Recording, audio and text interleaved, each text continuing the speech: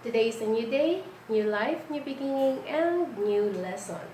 So our lesson for today is about multiplication and division of fraction. So we will do first the multiplication of fraction. So I'm going to give you an example. Number 1, we have 2/3 times 1/2.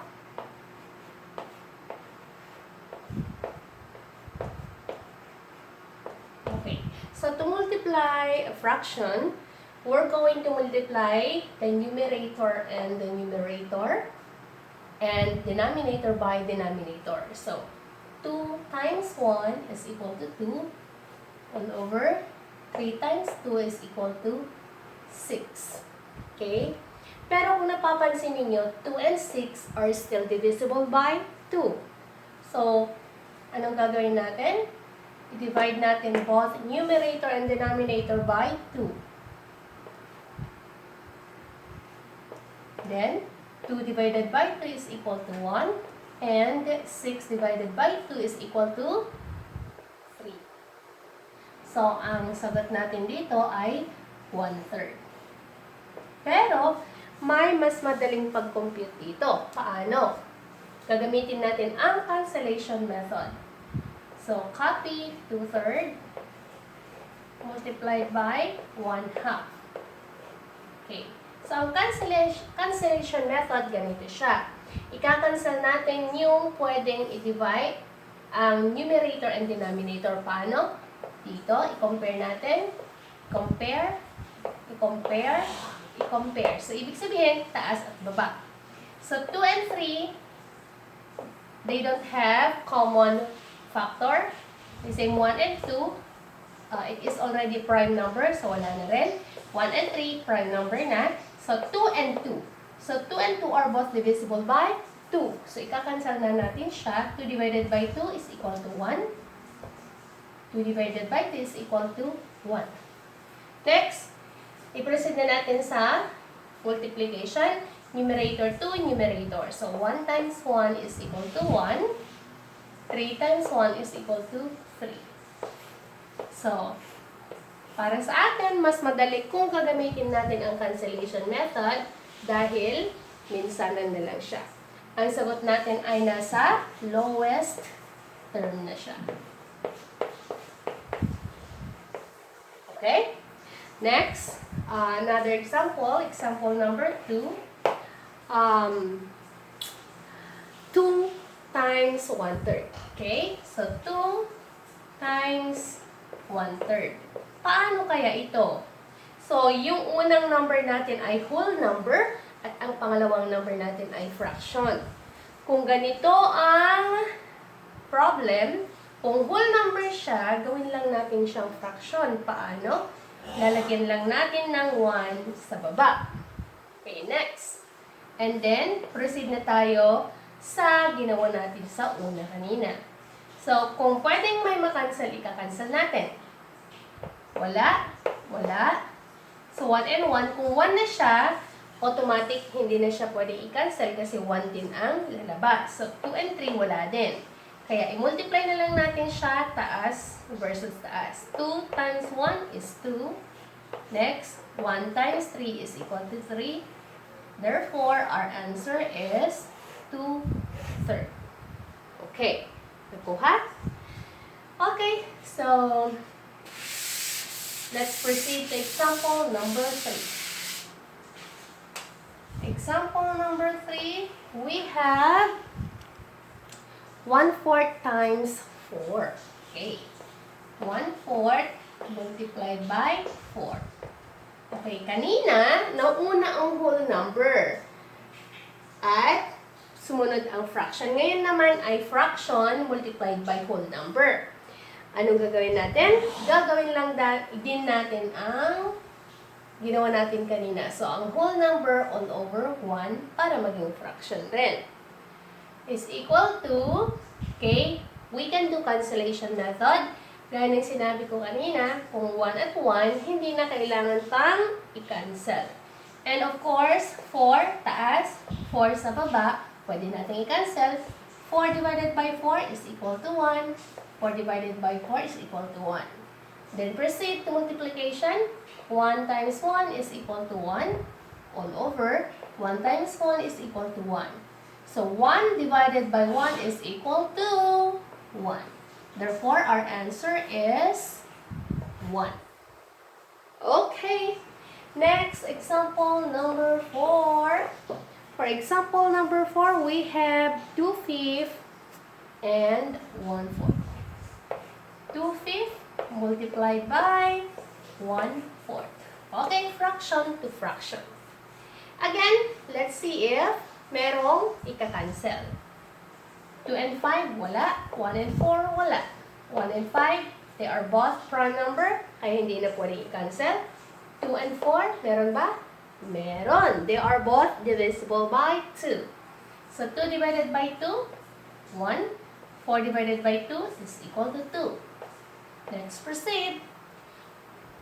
1 times 1 is equal to 1. And 5 times 2 is equal to 10. Therefore, our answer is 1 over 10. Next, number 5. For our number 5 example, we have 3 times 3/5. 3 times 3/5. Okay. So, ano kaya gagawin natin dito? So, again, kung whole number siya, lalagyan lang natin ng 1 sa baba para maging fraction. Next, mag-cancel tayo kung mayroong ika-cancel. 3 and 1, wala na. They are both prime. 3 and 5, they are both prime. 3 and 1, both are prime. 3 and 5 are both prime. Okay, so, proceed to multiplication. 3 times 3 is equal to 9. And 1 times 5 is equal to 5. Therefore, our answer is 9 over 5.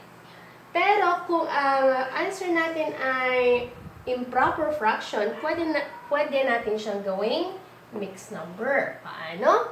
Of course, i-divide natin ang 9 and 5. So, i-divide natin 9 divided by 5. So, 1 times 5, 5, subtract, 9 minus 5 is equal to 4. Therefore, 9 over 5 or 1 whole number, put a line here. Ang remainder nasa numerator and ang ating divisor nasa denominator. So, it's either 9/5 or 1 and 4/5. Okay. Naintindihan na ba ninyo? Okay, naintindihan na ang multiplication of fraction. Ngayon ay mag-proceed tayo sa division of fraction. Paano gawin ang division of fraction? Okay? So, bago tayo mag-proceed sa division of fraction, i-discuss muna natin ang word na reciprocal.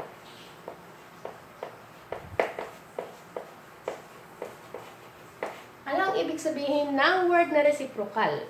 Pag sinabi nating reciprocal, ito ay, okay, bibigyan ko kayo ng halimbawa para mas madali.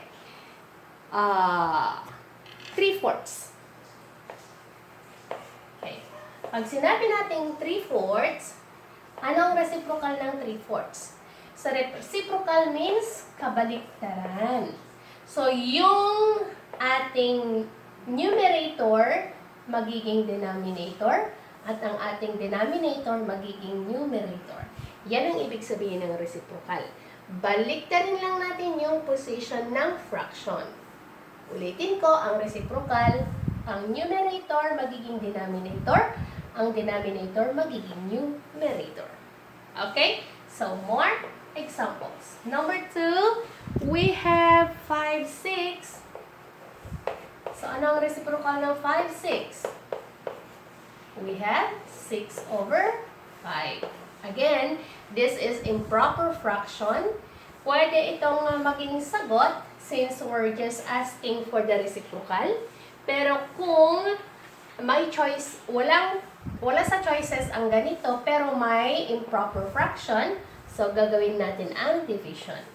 6 divided by 5.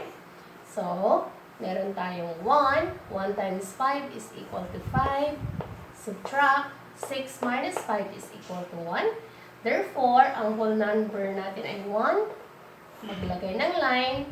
Ang remainder is sa numerator.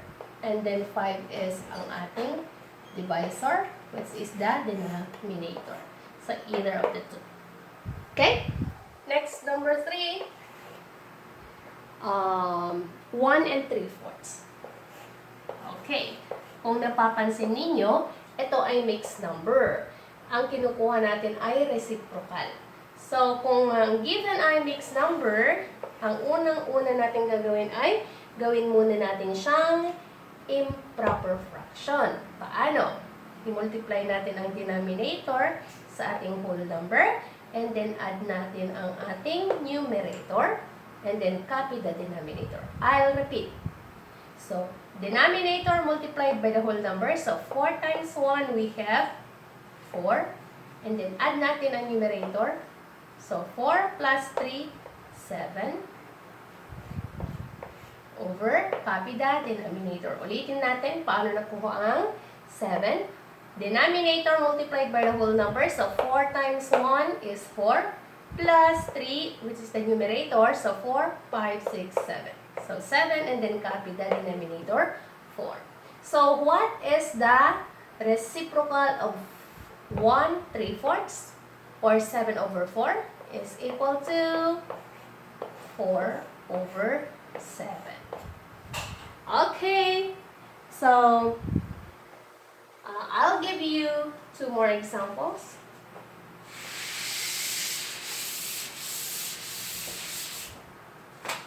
Number 4. For number 4, we have 7. So, what is the reciprocal of 7? So, if you notice, this is whole number. So, again, pag whole number, ang denominator niyan ay always 1/5. Any number is, whole number is over 1. Why? Because 7 divided by 1 is always 7. Okay? Remember that 1 is always invisible. Okay, so this becomes, get the reciprocal, 1 over 7. Okay, next, number 5. For number 5, we have 3 3/5. 3 and 3/5. Again, this is the same with our number 3 examples. Since this is a mixed number, then we'll make it as improper fraction first. So, 5 times 3, we have 15. 15 plus 3, 18. All over the denominator 5. Ulitin natin, paano nakuha sa 18? Multiply ang denominator sa whole number. So, 5 times 3, 15. Plus yung numerator 3, 16, 17, 18, and then copy the denominator 5. And then, baliktarin lang natin since we will get the reciprocal. So, meron na tayong 5 over 18. Okay, so, ganyan ang pagkuha ng reciprocal. Anyways, bakit natin dinidiscuss ang reciprocal? Kasi, ang reciprocal ay gagamitin natin sa division of fraction. Okay, so let's proceed to division of fraction. How to divide, or what is the rules in dividing a fraction? So the rules in dividing a fraction, simply copy the first number and get the reciprocal of the second number or the divisor, and then proceed to multiplication. Okay, to understand well, I'll give you an example. Number 1 example, we have 5/10 times 4/3. Divided by 4/3. Okay. So, rules of division, ulitin ko. Copy the first number or the dividend. So, 5/10. get the reciprocal of the divisor or the second number. So we have reciprocal ng 4/3 ay 3/4. And then proceed to multiplication. Apply now the rules of multiplication. You can do cancellation, or if not, then just proceed to multiplication. Okay, so 5 and 10 are both divisible by 5. So 5 divided by 5 is equal to 1. 10 divided by 5 is equal to 2. 3 and 4, no. Okay, so next, 1 times 3 is equal to 3. 2 times 4 is equal to 8. Therefore, 5/10 divided by 4/3 is equal to 3/8. Okay? Next, example number 2. We have 2/7 divided by 1/7. Okay? 2/7 divided by 1/7. So, ano gagawin natin? First, copy the dividend, 2/7. Then, get the reciprocal of the divisor, 1/7. So, we have 7/1. Then, proceed to multiplication. Kung napapansin ninyo, meron tayong, okay, 2/7, they are both prime. 7 and 1, they are both prime. 2 and 1 are both prime, so hindi siya pwedeng i-cancel. But 7 and 7, they are the same, so cancel lang natin siya, magiging 1, magiging 1. So 2 times 1 is equal to 2, all over 1 times 1 is equal to 1, so 2 divided by 1 is equal to 2. Therefore, our answer is 2. Next example, number 3. How about 5/10 divided by 3/4? Okay? So, ano gagawin natin? Again, copy the first number or the dividend. So, 5/10. And then, get the reciprocal of the divisor or the second number. So, we have 4/3. And then, proceed to multiplication. We can cancel. 5 and 10 are both divisible by 5. So, 5 divided by 5 is equal to 1. 10 divided by 5 is equal to 2. Next, 4 and 3, they don't have common factor. 1 and 3, they are both prime and they don't have common factors. It cannot be. But 4 and 2, they are both divisible by 2.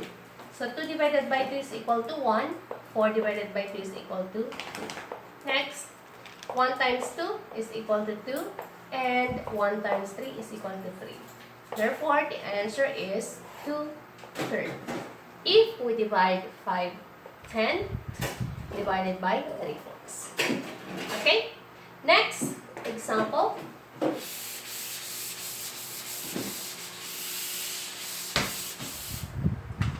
Number 4.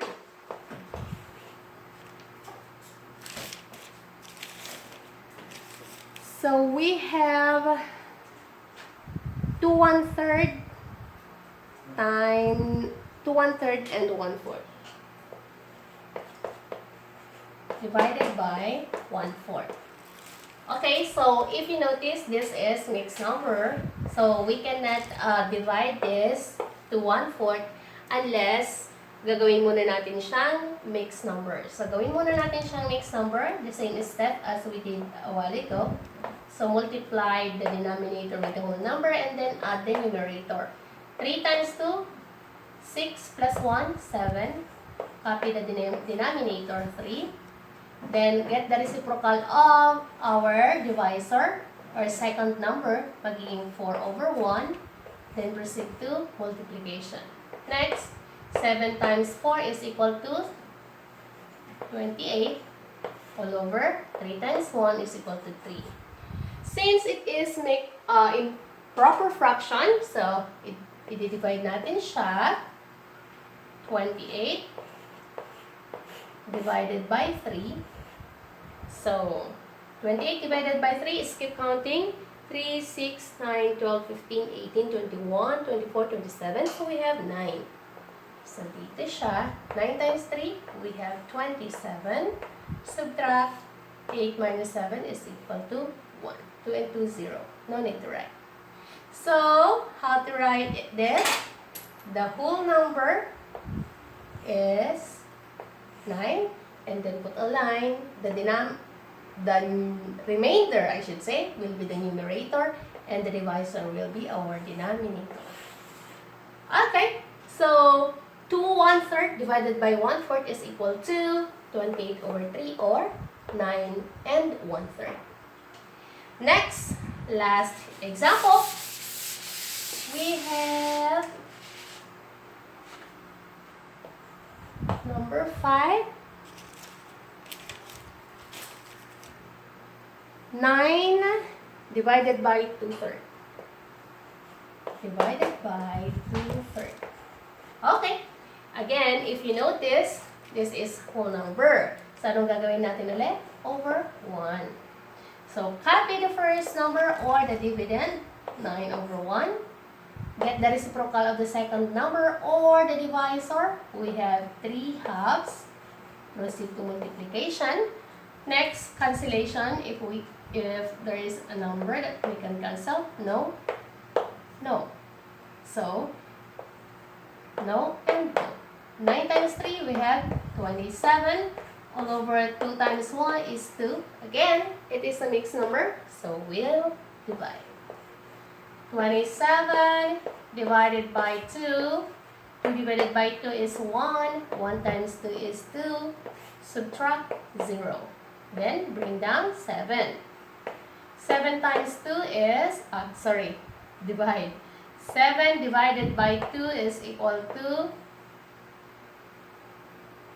3. 3 times 2 is equal to 6. 7 minus 6 is 1. Okay. A fraction. That's it. So we have 13 and 1/2. 1/2. Okay.